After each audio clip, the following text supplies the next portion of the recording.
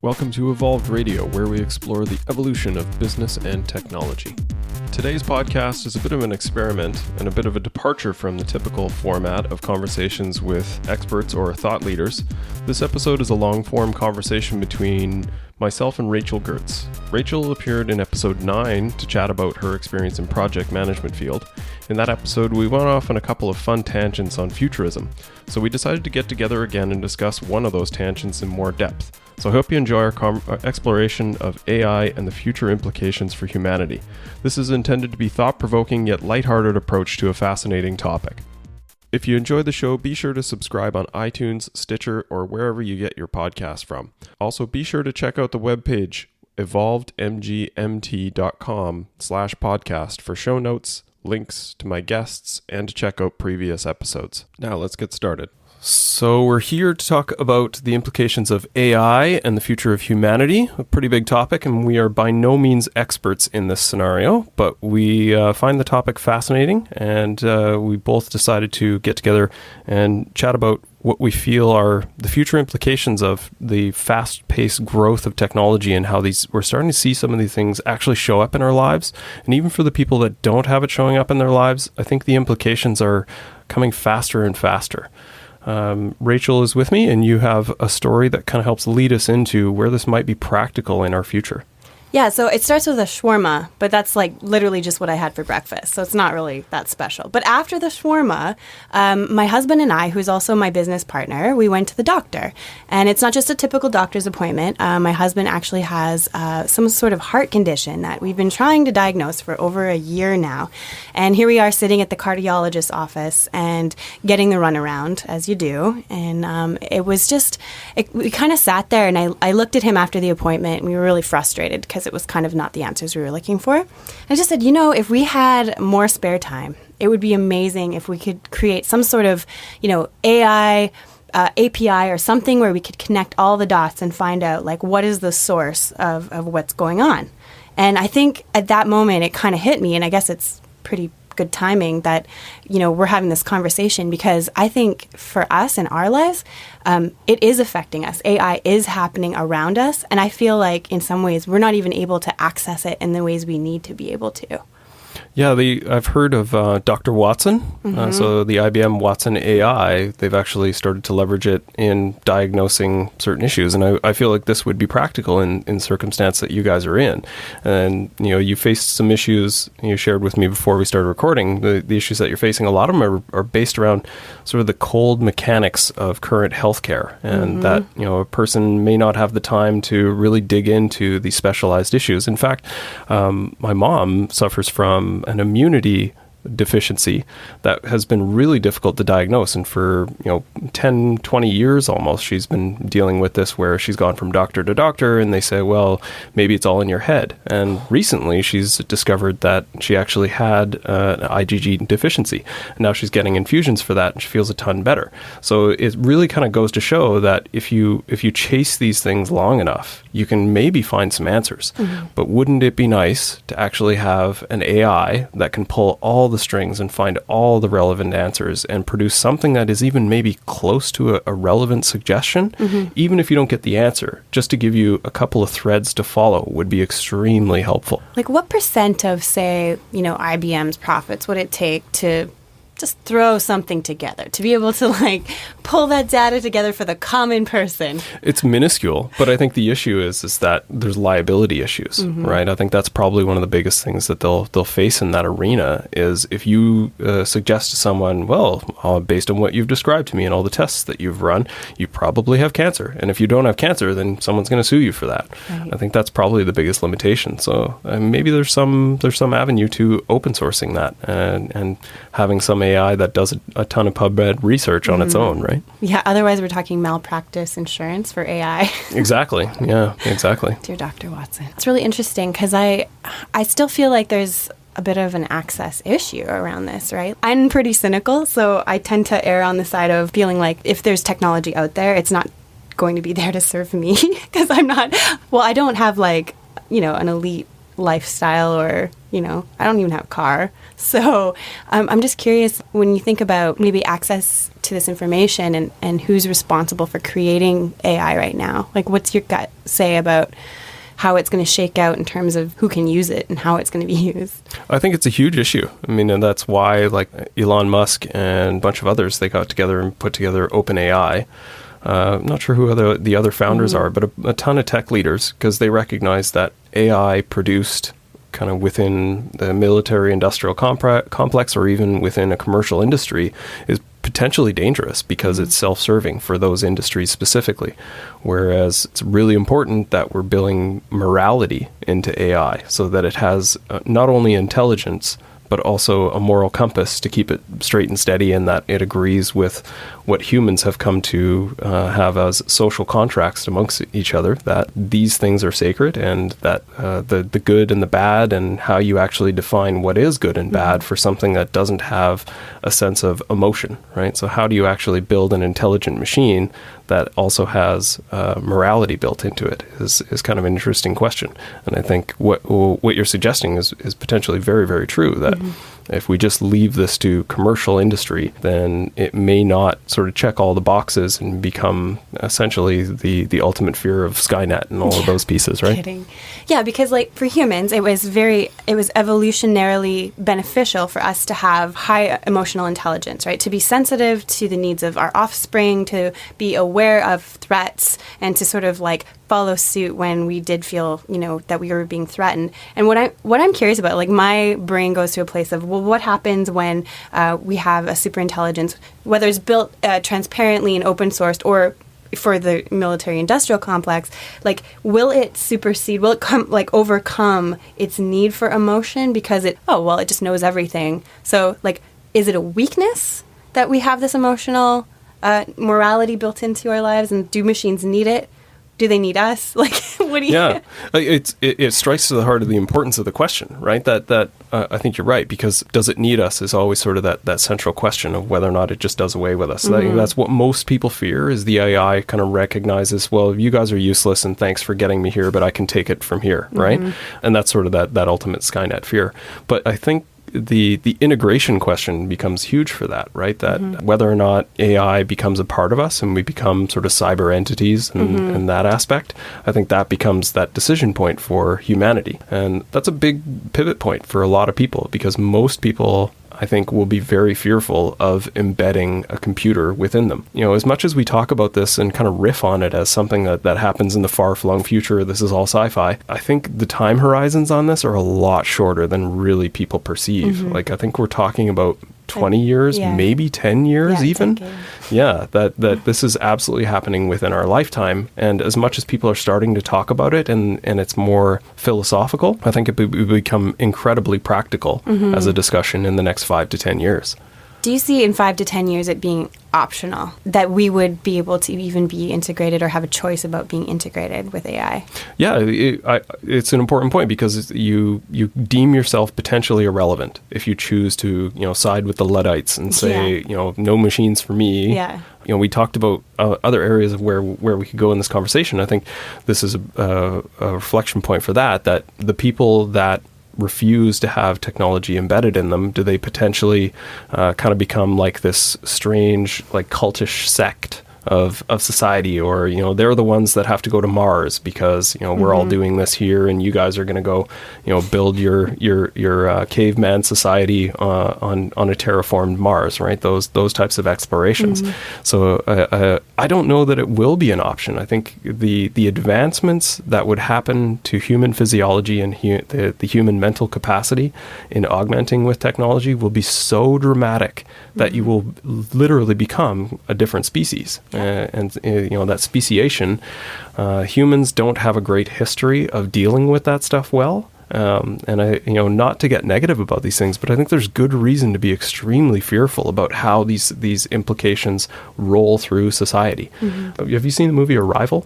Oh yeah, I just saw that. It was amazing. Okay, so one of the things that I found really fascinating about that show is that it kind of puts a spotlight on how humans react once there's an advanced technology on the table. So will the nations go against each other? Will those the different sects within the humanity, the ones that want to advance technology versus the ones that are fearful of that? And what's the interplay that is a result of those dynamics? And the human egoism that thinks that we matter enough for if it's AI or some extraterrestrial that actually would care enough to be like, hey, I'm going to imbue you with a bunch of knowledge to make you a better species, right? Like we believe that we're worth it, but maybe we're not. Yeah, the egocentric view of humanity. Yeah, we rule all, right? Yeah. I mean, that's sort of the secondary question of even if you do become augmented with some type of technology, who leads in that situation? Yeah. Like, are we still really human, or are we then the biological vehicle for the machines, right? And is that relevant? Considering who has the power in society currently, right? When you're looking at, again, who's creating the technologies, traditionally like already affluent, tends to be white, like very homogenous type of cultures building these technologies. And like if AI takes up that sort of quality, does it then become like, well, I will pick and choose who I think is, of value, or like, will we all get left in the dust as the 99%? Right? Because we're just like, we just don't have the money or the value to... Yeah, especially early on. Yeah. Because, I mean, let's be realistic. This stuff is not going to be cheap when it first starts coming on the market. So, the person that is able to spend $4 million to go to a lab to have certain upgrades made, and, that is absolutely the 1%. And then what are the societal implications of, basically us living next to superhumans and us just simply not having access to it, right? Yeah, and like which problems are currently getting solved and which ones are kind of being ignored. Like I know we're talking about advancing, wiping out all diseases, and like from a genetic perspective, like really looking at using technology to just try to overcome a lot of our human limitations. But, you look at some of the current limitations that humanity faces, even like folks with ability issues, and like, yes, they're getting advanced prosthetics of 3D printing and stuff, but they're really sort of not going back to the core problem here where, we're not trying to look at like how to integrate and make a more inclusive society. So it still strikes me as like a separation, right? Like we're still making an arbitrary separation of humanity and almost like a caste system, Right. So the distinction is maybe a step back, that the societal reforms are really, really important because they have downstream implications of how the technology actually rolls out through the rest of us. So, the people talk a lot about universal income and sort of the doing away with sort of the traditional hierarchy and structure and commercialization of humanity, kind of moving towards what most people would imagine is kind of this utopian society where we have unlimited energy, the robots are doing all our jobs, and we're kind of then freed up to spend our time doing whatever we want. And if that becomes the case, then the machines will probably figure out all these ways to fix our biology, and paralyzed people could walk and blind people could see, and all this beautiful things that happen, right? Yeah. Like that if all things go well, then it absolutely will be kind of heaven on earth, right? But I think it won't. I don't know about you. Are you an optimist?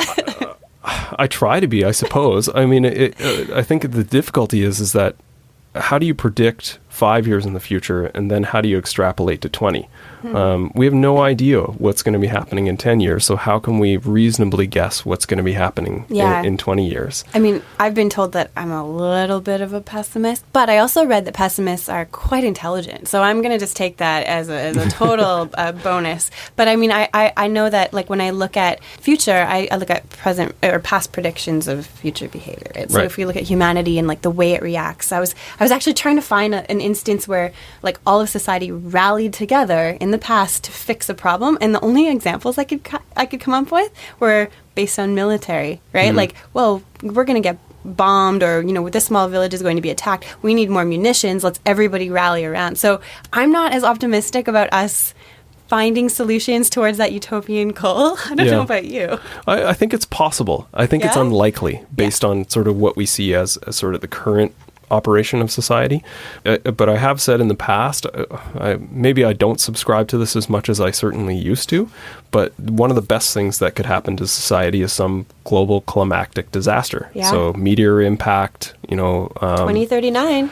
Have you heard? Is that the new 2012? It's coming so close. It's going to knock satellites out. The next wow. asteroid. Yeah. Okay. Second Yeah. class. So I think those are the things that actually help to rally society. A great simple example of that is we had like this huge snowstorm recently, and I commented on to a bunch of neighbors that it was the most collective and group energy I've seen in a long time in the neighborhood.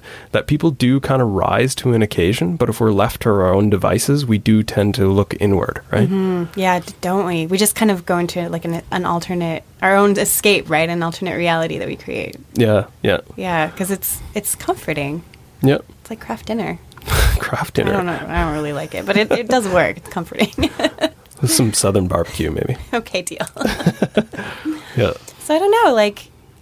Okay. So clearly you're more pessimistic. You're positive, and I'm more of a pessimist on this. How do we sort of meet in the middle? Like, I'm kind of thinking that for humanity, we're going to do a lot to try to keep up, but let's not even talk about ocean acidification and a major climate event, or the fact that we have 90% extinction for the first anthropomorphic period, and the next great extinction. Yeah, exactly. And so doesn't that act as the catalyst point for the rest of society to rally around? That because I think what we talked about before is that society needs to change for any of this to really be practical. Mm-hmm. So, I've talked to my wife about our kids probably won't drive cars in the future, right? Totally. Like we kind of talk about, imagine when they ask for the keys to the car. And then I stop and I think to myself, no, they won't. They'll just order a car and it'll show up out front because it's autonomous, right? Mm-hmm. Those changes are coming very quickly. And there's societal changes that have to happen around how common labor is produced and the automation of basically everything. And therefore, what do people do with their lives? I think maybe that those things are all necessary for us to deal with the events that will probably be coming within our lifetime. So we do have to rally around these events that are extinction level. Yeah. And we'll have the time and the energy to spend on those things because we'll be unemployed. We'll be unemployed, and the robots will be doing the basic work. Energy will be free because the cost of solar has dropped so dramatically, and that becomes basically humanity's cause is fight for our lives, right? Maybe that's where the best scenario comes from, is out of disaster we rally around. You are very, very optimistic. I'm trying to be optimistic. I'm not saying that I think all of this is going to be roses, because we've certainly seen people trending towards isolationism and sort of this negative aspect. And like we've said, there's good reasons to be worried about this. Yeah. But I think without us collectively understanding how we address this and how we get around it, and how what are the things that we need to set in place for us to survive fundamentally. Yeah. Without some thought towards that, it is just navel gazing. I mean, that's kind of how I see it. Like, I look at it like, if that curve is, what is it, Moore's Law? It's like the doubling of technology. Doubling of technology over time. And if we're looking, we were just talking about this, but we're basically on the pinnacle of the step where now it turns from a staircase into an elevator, straight up, right? Yep. And so for us to sort of try to process the new information as we get it, like every single day, you're looking at these technologies and advancements that you're like, oh my God, we can do this stuff now? I just worry that as a society, like, we are in the midst of this already, and what are we doing to rally? Like, what are we doing? We're navel gazing. Right. That's a really important point, right? Like, and I've heard some discussions lately that I keep looking for, what do we do about this, right? Because I've certainly spent my life really trying to understand it and think about sort of the wide implications, and a lot of it is just philosophical, because I find the philosophy of it actually quite fascinating, but it doesn't really give you any practical tools to deal with what's coming, right? You know that cartoon of the dog sitting at the table, and it's like, this is fine.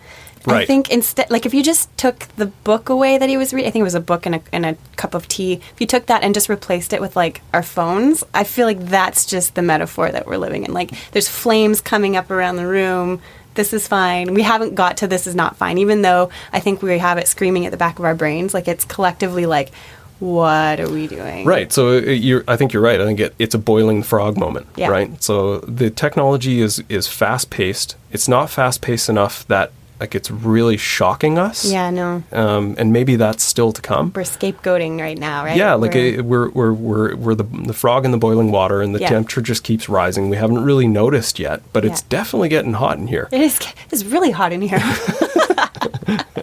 Yes. Yeah, so I think that will be, and that, like I said, I think one of the best things that potentially could happen to us is some type of global climactic event. Play that out in your head. What would it look like if you had this like climactic event? Like pick one, pick a thing.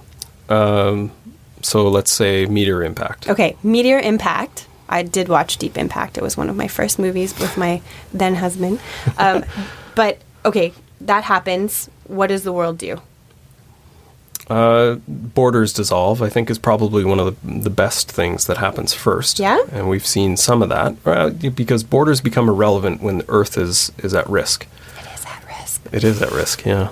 One of the other ones I think that's maybe more practical for the discussion is actually sentient AI, right? And we talked before about in our previous podcast about how we potentially have minutes before a self-aware AI really runs away from us. So, but that's sort of one of those wide-eye moments where, okay, this thing is fundamentally conscious and alive, and it's now making decisions on its own. I think that would really scare the crap out of people enough that it might be an inflection point for us to really figure out what's going on, right? Yeah, absolutely. I think the fact that Roombas now have Wi-Fi access is enough for me to be like, oh, it's happening, because it's just going to keep going. You can't turn it off now, right? Yeah. The IoT security risk is something that I've talked about on other podcasts. A few brownouts here and there, it's fine. It's going to be ugly. Absolutely, it will be ugly. Yeah, there's just another topic. Oh man, another topic. I know. It's, so where do we go? Do we retreat from this and we kind of keep navel gazing as a collective society because it's easier? Do we go? I mean, we're talking Mars. We're talking, they're exploring moons around Jupiter. Like, what do we think? What are we doing? Yeah, so I think the natural inclination would be to go inside. VR, if you subscribe to the singularity where people become I get it every week. Yeah. People get uploaded to the cloud and, your consciousness becomes disconnected from your body. That's going inward. And I suppose... Would you do it? Now, I would say probably not. I think the biggest thing that holds me back is what happens to my physical body. Do I make a duplication of myself and just sort of put it out to the cloud and it becomes my personal AI? Yeah. That's actually kind of appealing. But if I had to destroy my personal body in order to make the transition to digital, I think that's really scary. And I say that as someone who has been a tech nut most of my life. So you pose that question to anybody else in society, I guarantee you, at least 80% of them are going to say, hell no. Well, yeah, people won't donate organs for that reason, right? Like, it's like this, well, I don't want to be less of a self. Right. Because they identify with themselves. And I think you're right. Like, if we remove whatever self is and we put that up into the cloud, like, what will people think about, disconnection and almost like that collective super intelligence? Like, what does that even look like? Right. Who am I if I'm not me? Is sort of that question, like, right? you and I become like one single mind entity. Like, we'd be really smart, but the Borg. It would be terrifying because I can't drink. What did you drink for breakfast? The bulletproof coffee. Yeah. Ugh. Well, like, I tried it. I just don't think we're going to be able to agree on that. And so somebody's going to have to win collectively if we're super intelligent. And I think it's going to be me. But the superintelligence in that aspect removes the sort of the personal persona. And I don't think that would necessarily be the case. Like, the way that I would view this is that your brain gets uploaded to a digital presence, and that fundamentally you would be unaware that life is any different because it's essentially kind of second life. I got it. Right? So you're still walking around, you go for a stroll in the plaza and it's a bright sunny day, but it's all digital. It doesn't matter. And it kind of gets back to something that we've talked about before as well, that what is the nature of reality? And is it a simulation? And is it a hologram? And you and I probably both agree that it's probably a hologram. I'm taking bets on that, actually. Yeah, I think there's lots of great evidence that shows that that's the truth. But the point is that doesn't change your reality. It's interesting to talk about. It's interesting to theorize, but it really doesn't change the fundamentals of how you perceive and interact with your world. So if you take that to a digital angle, then it really doesn't matter. And that's sort of the whole basis of the simulation idea, is that you would not be able to distinguish reality from the simulation. Except that in that idea, there is a lack of control, right? Like you can't change your perception. You can't change that experience. But I feel like, would you not, if there was something super intelligent and you took AI and it became a sentient super intelligence, would it not have the ability to change that experience? And so then you it's like, I could be me, but then I could be you, then I could be somebody, and then it would, maybe you're right, maybe it wouldn't matter, but at least there'd be some control factor over it. Interesting. Okay, so that's a really good point. I've not thought about this, that there would have to be some common criteria established within basically what we'll call it the matrix. Right, yeah. Right, so you go into the matrix and there has to be certain rules that everyone agrees to. And I've actually heard this described in more sort of the quantum physics angle, where yes,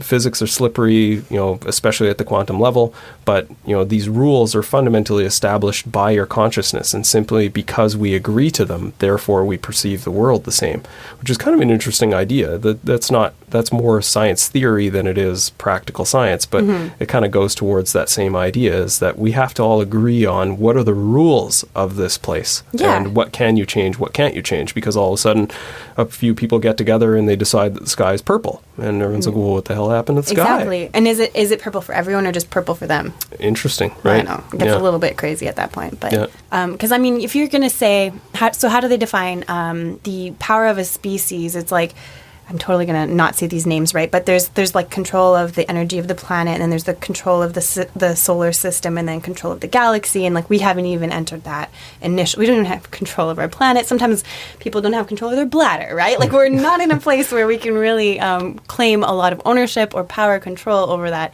And like I'm just fascinated by the idea of, again, it's like, is AI, is this sentience, is it an extension of humanity, or is it a separate thing? Because I think part of that does feed into this like alternate realities and perceptions, right? Like, is it us, or is it just a version of something that feels like us? Yeah. No, and that's what I was saying before is I would agree to have a mini me in the digital form. Would you tell it what to do, though? Like, would you order it around? Because that gets I guess weird. I would have to, right? Like that almost doesn't really seem like a choice. Like what's the point of having, for lack of a better description, a digital slave if you can't tell it what to do? Isn't that the scary part, is that you replicate yourself, but you have no dominion over it? That would be weird. That would be weird. Right? So I don't necessarily want to give up my personal persona in the pursuit of a digital one, but if I had a replication of myself, then maybe I feel more comfortable with that. And that is sort of this ego attachment to, this is my physical body, this is my mind, and I don't quite trust that a digital replication would truly be me, right? It could look like me, it could talk like me. This reminds me, have you watched Black Mirror on Netflix? Okay. So one of, most of the episodes were absolutely amazing. One that I thought was really interesting and creepy was the episode where the girlfriend, her, I guess, boyfriend or husband passes away, and she makes a replicant of, a digital replica of that person, and starts talking to him first on email and chat. That's happened in real life, by the way. It is. It like via Twitter channels, but it's been pre-recorded. Yeah, it's like, anyway, keep going. Yeah, so that becomes sort of that creepiness, and what she ends up finding is that it's an imperfect replicant of the person that she loved, and that becomes a really divisive issue, right? So does she put him in the yeah, spoiler alert. Sorry. No, it's okay. Spoiler alert, she ends up leaving him in the attic because she can't bring herself to kill him, because he still is that person. Real enough. But he's not real enough that she really gives it credit, right?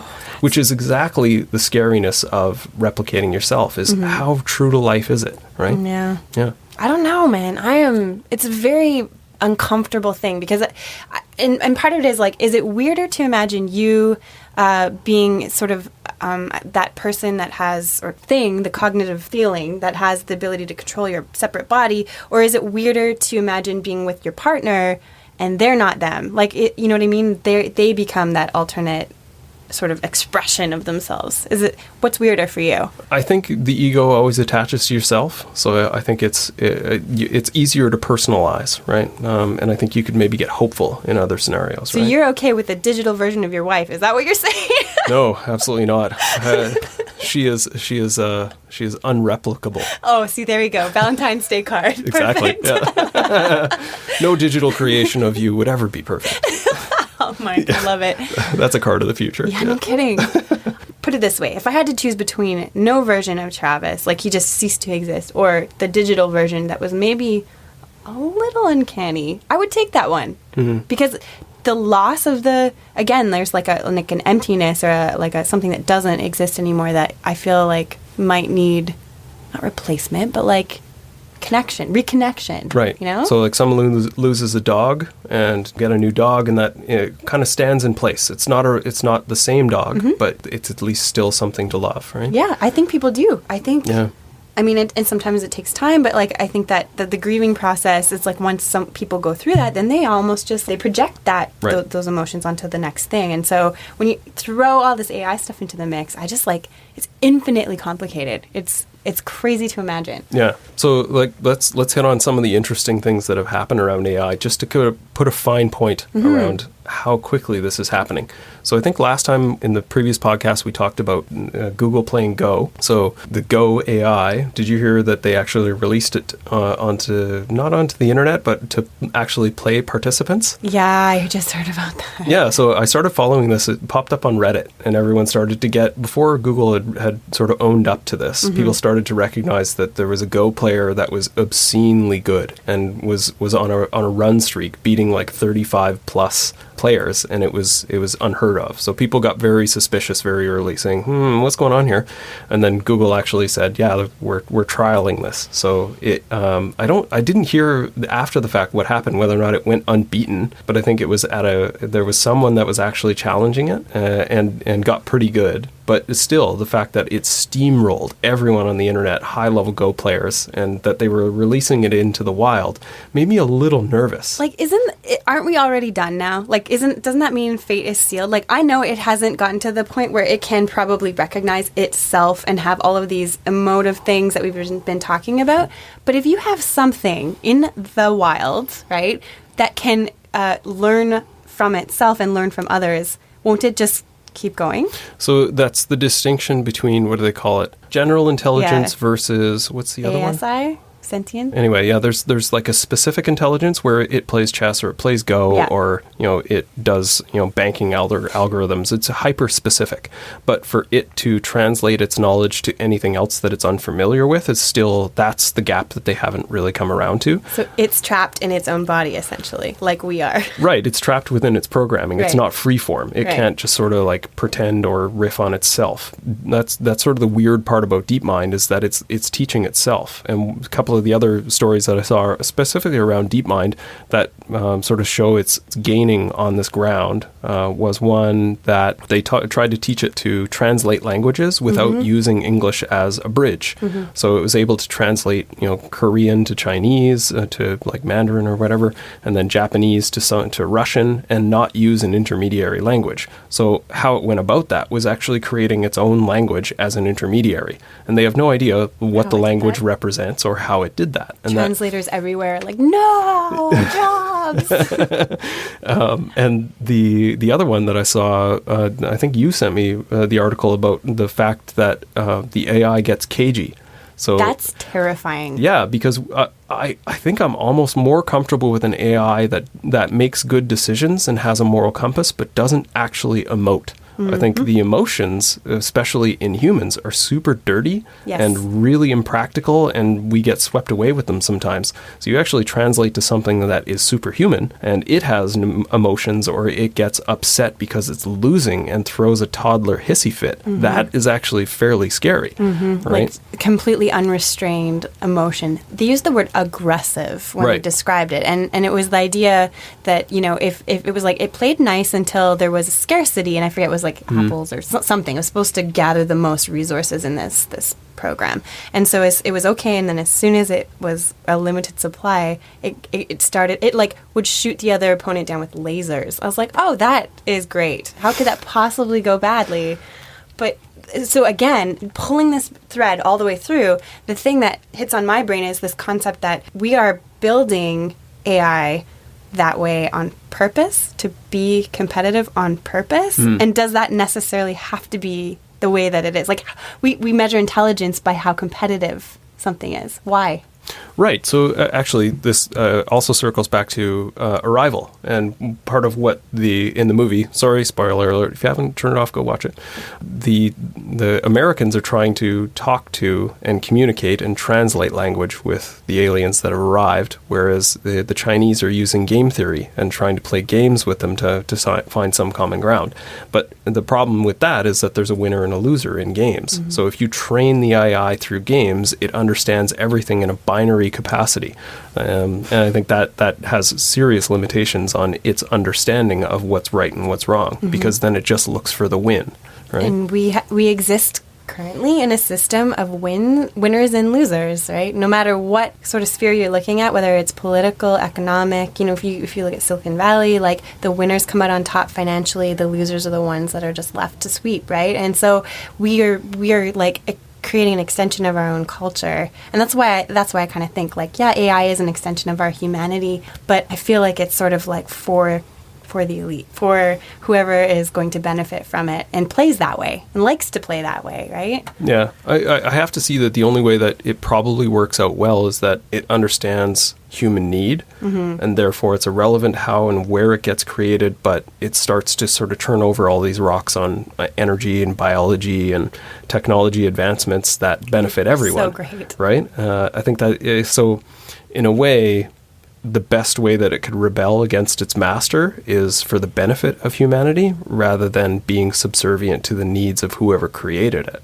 So maybe that's the answer. And I think that's probably what they're trying to develop in OpenAI, is that it always looks for a win-win-win, sort of that common criteria of what benefits everyone rather than necessarily what benefits me as an AI individual or what benefits the person that I serve, right? I'd like to think that the ultimate intelligence would think of that triple, like whatever, it suits everybody, everybody wins.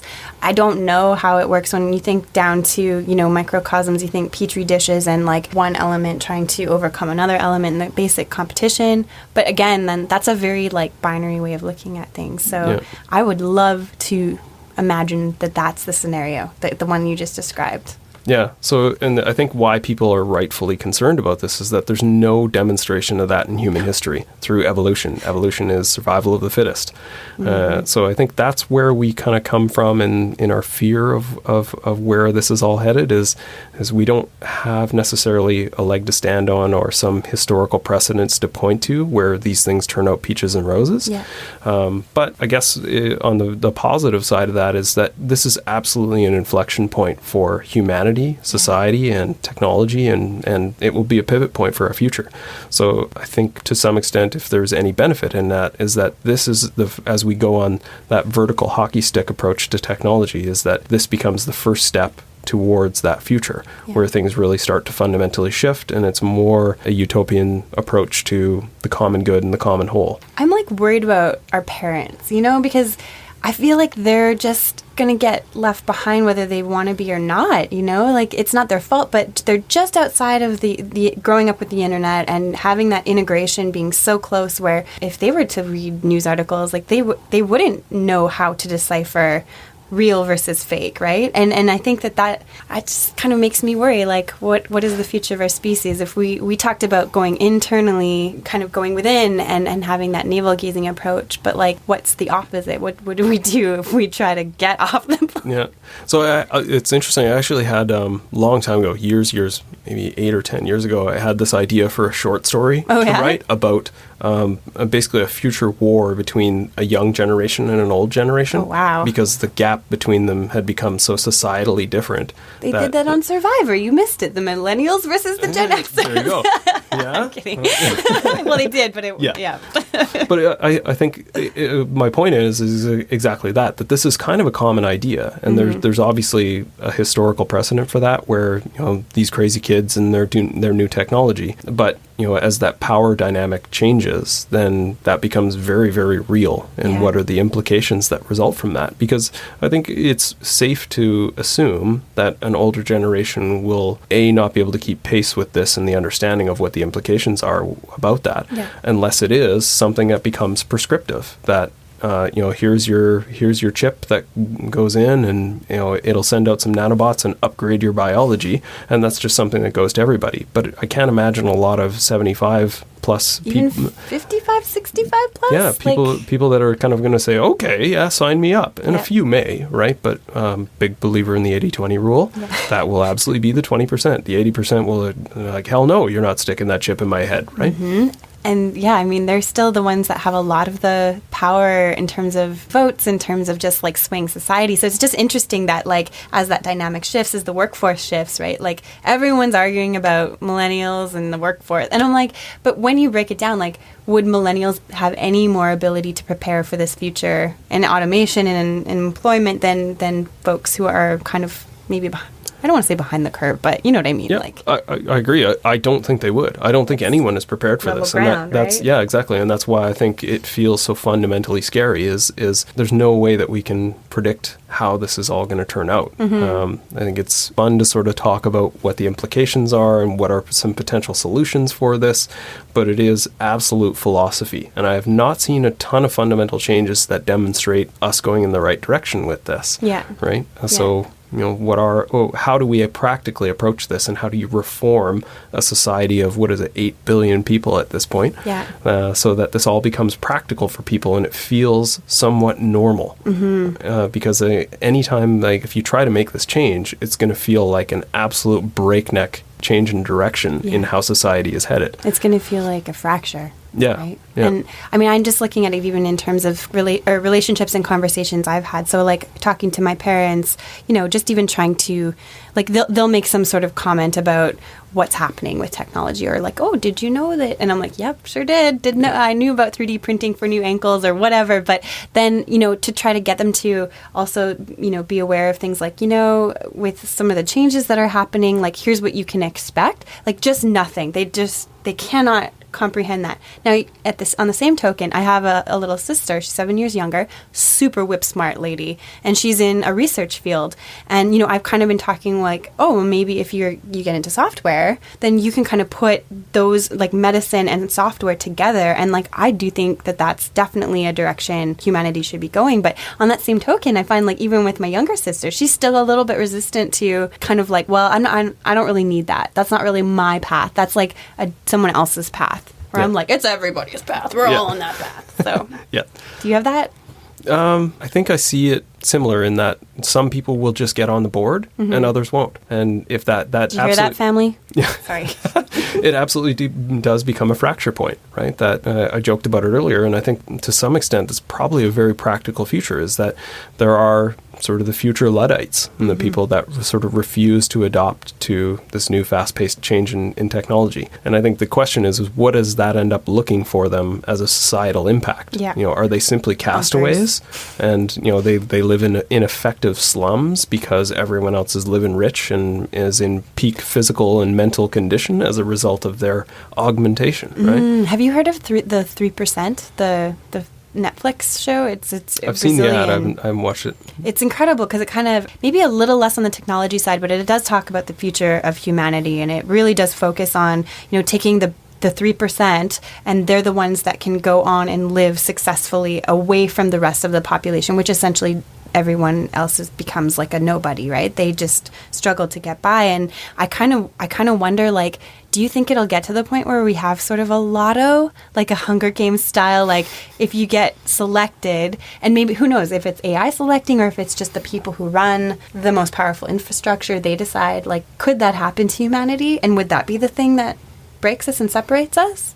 So it's a common theme. It's an interesting idea. I think the two distinctions in that is, why would there be scarcity? I think is sort of the fundamental issue of this. Is it because it's expensive? Well, the economics of the world change and manufacturing and industry and energy production change, then that really shouldn't be an issue. Is it a resource issue and sort of the number of people that we can sustain on the planet? Well, then if all of those manufacturing and economic issues are gone away, then hopefully we become an interplanetary species. Or is it just simply power dynamics? And I think that's probably the largest risk, is that the people in power want to limit the spread of that technology. Yeah. So I think the technology fundamentally solves a lot of the technical hurdles of this becoming a common propagation for everybody. We can desalinate water. We'll be able to probably create oxygen when, supply is short, and food production and shelter. We have the technologies that are in development and available, probably not to everybody, but in research. My concern would be if, let's say shit hits the fan right now and there's a total blackout, maybe an IoT sort of DDoS attack or something like that. Right now we would have 96 hours before people start revolting in the street, right? Total panic and complete breakdown. And I'm thinking, okay, so we said we maybe have anywhere from a decade for this idea of sentience, AI sentience, maybe 20 if we're a little slow. Would that make a difference? Would us having the ability to access all of this information and could I just hit a button somewhere with a generator that would allow me to produce my food? Or would it still be the same and we all collectively get thrown back into the dark ages? That's absolutely the risk. Yeah, I think we're not prepared for it right now. No. So I think the technology, in a way, advancing quickly is a benefit because I think it'll give us a lot more resilience. So there is another... There you go. Yeah, absolutely. That's another silver lining in this, is that this advancement of the technology is a fundamental necessity because we will not be able to meet the future challenges, us as a humanity, without this sort of rapid advancement of energy production and being able to overcome the limits of our biology, the limits of our environment, all of those things we need a hand with, right? So if things break down, because that's where my brain goes, even if, say, we do a pretty good job of harnessing some of these elements and we get by as a species, we have all the people that are developing Tesla, IBM and Google and Facebook and a bunch of other organizations are talking about trying to get off the planet. I don't know if we have time to talk about that, but we have to leave regardless, right? Yeah, no, I 100% agree. We have to become an interplanetary species, if nothing else, simply because the risk to the environment or asteroidal impact. I mean, Earth is riddled through history with asteroid impacts, and we may not survive a nuclear winter. So it's important that we have a backup plan. Obviously, I come from the IT industry, and one of the first things you look for is, what is your DR plan? Right. Currently, humanity has 0. So I think it is important that we start to explore, and whether or not it's colonization of Mars is actually fairly practical in some aspects, and certainly in the next 50 years. Yeah. And unless we can figure out faster than light travel, everything else beyond that is not really that practical. So at least to get one backup plan as our solar system while we try to figure out the intersolar expansion, then I think that is pretty critically important. Pessimism? I'm yeah, we can go to Mars. I'm if we can't even figure out how to survive on Earth right now, how are we going to go into this monstrous, horrendous climate that's super not feasible for humanity? So that's the hybrid approach. If we go inward first, all you have to do is throw a server and some power source up there. I'll take it. There you go. Yeah, so you can live in this permanent bliss and the most beautiful place that you've ever seen. Little do you know, outside it's all 0 oxygen, red dust everywhere. You're living on Mars, but because you live in a computer, it doesn't seem as relevant. So the dual benefit of sort of this inward exploration of us becoming a digital society and a digital species, as well as a physical replication of that, because even if we do go inward, we still need some type of backup plan. So we just need servers on all these different solar systems so that we can kind of we take the cloud way out. Yeah, the solar cloud. The solar cloud. I like it. So obviously this stuff is fun to talk about, but I think it is important for simply the reason that we need to talk about it more. This needs to become a common conversation. We need to get away from talking about the really clickbait, dumb, brain dump ideas of us becoming a society that's distracted with sort of the next dopamine hit. I think there are some very practical problems that are facing us around AI, around automation, around the societal changes and the sea shift of changes that we're seeing in society as a whole. I think it's these things have a practical implication on our lives in the next 5 years, and there's pockets of conversation around it that are starting to happen, and I think we really need to break this into being a common understanding and a common conversation for us to be able to get the leg up and move to the next stage of humanity. You heard the man. The next time you're going out for date night, what you need to be doing is you get that fine Chianti and then you just start breaking open the future and start peeling back the layers, because he's right. If we don't talk about this stuff, then it basically just exists on like Futurism.com. And I mean, we are the future. I'm going to break into song now. Yeah, I think I got a melody for that one. But yeah, not only is it fun, I think it's definitely something that will keep us going. And that's probably the only thing that will. Yeah, absolutely. Awesome. Thanks, Rachel. Thanks. This was pretty fun. Yeah.